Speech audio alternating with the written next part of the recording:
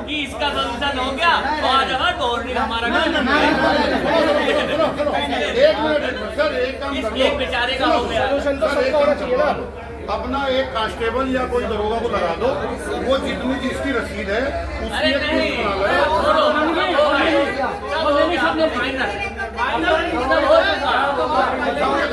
अब सबसे पहले आएगा रोहित कुमार कौन है, तुम रहोगे, बाकी सब लोग बाहर जाओ, फिर आएगा योगेश, फिर बाहर जाओ। लेकिन जैसे तुम्हें लग रहा हो कि नहीं हो पा रहा, फिर जो है सब लोग तय करके फिर 50 आ जाना। लेकिन जब तक सोल्यूशन होना आओ।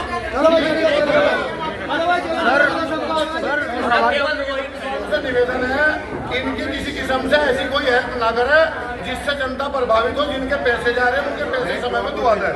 बस 3 2 हो जाओ या 3 हो जाओ, इसका ताला मार दो, मालिक यहाँ से नहीं जाता। सभी लोग यहाँ हैं, मालिक यहाँ बैठा, इसका ताला मार दो, मालिक यहाँ से जब निकलेगा जी सबका हिसाब करके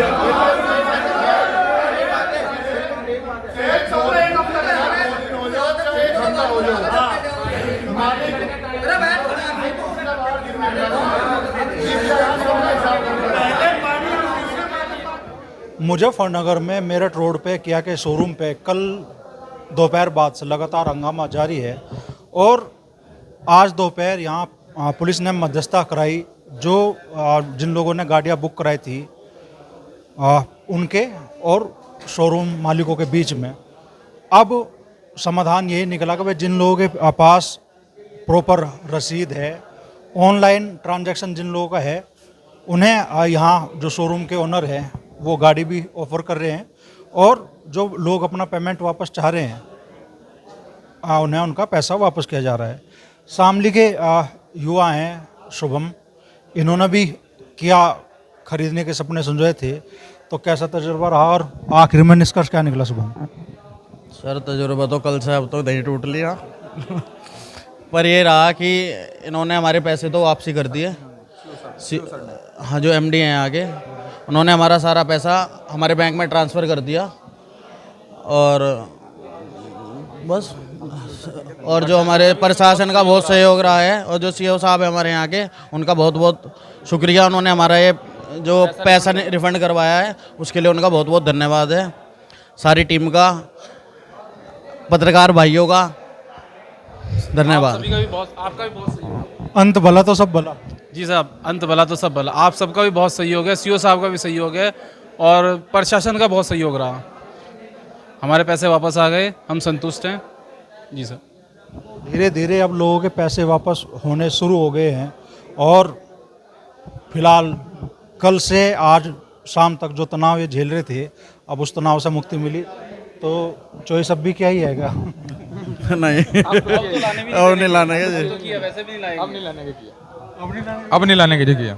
अब तो लाऊंगे महिंद्रा की स्कॉर्पियो।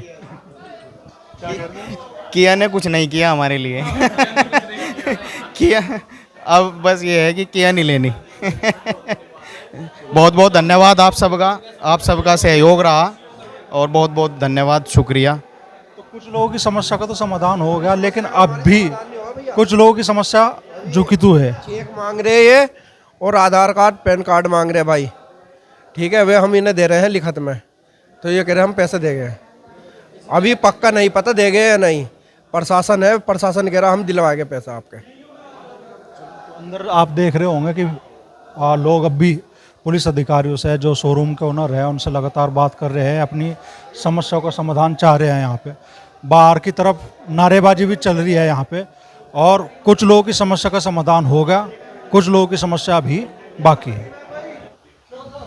क्या शोरूम पे कल से लगातार हंगामा चल रहा है और अब शाम समाधान की राह निकली। हमारे साथ शोरूम के ओनर अभिषेक जैन जी हैं।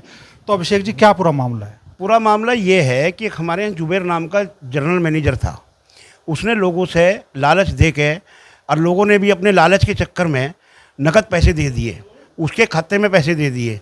और नकद पैसे देने के बावजूद जो ये भसन नाम है उसका, उसकी बीवी के खाते में पैसे गए हुए हैं। जो यहाँ का स्टाफ था सारा इन्वॉल्वमेंट है उसके अंदर, कम से कम 9 लड़के हैं जो इन्वॉल्वमेंट हैं।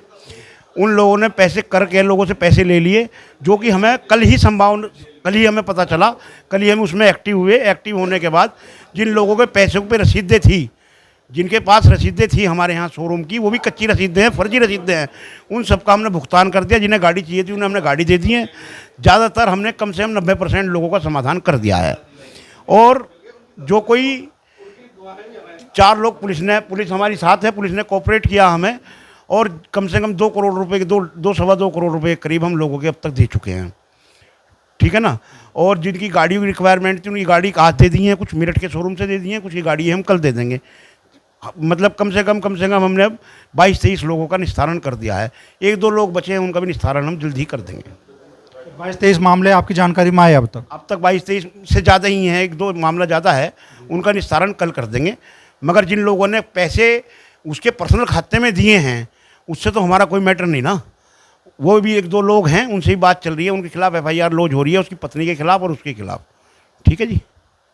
आप मान लो जो लोग आए उनका कहना ये था कि भाई इतने लंबे टाइम तक से ये चीज़ें चल रही है। ये लंबा टाइम नहीं है, ये सिर्फ प्रकरण जो है 2 महीने का प्रकरण है। अक्टूबर, नवंबर, दिसंबर और जनवरी, ज़्यादातर जो पैसा गया है, जो रसीदें हैं, वो 2 तारीख की हैं, 2 फरवरी की भी हैं, 31 जनवरी की भी हैं, 28-22 तारीख तक की रसीदें हैं।